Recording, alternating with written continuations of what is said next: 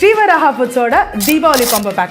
இந்த எல்லா ப்ராடக்ட்ஸுமே வெறும் 999 மட்டும்தான். சாரி வெறும் 949 rupees தான். ஆனால் இது ஏர்லி பேர்ட் ஆஃபர்.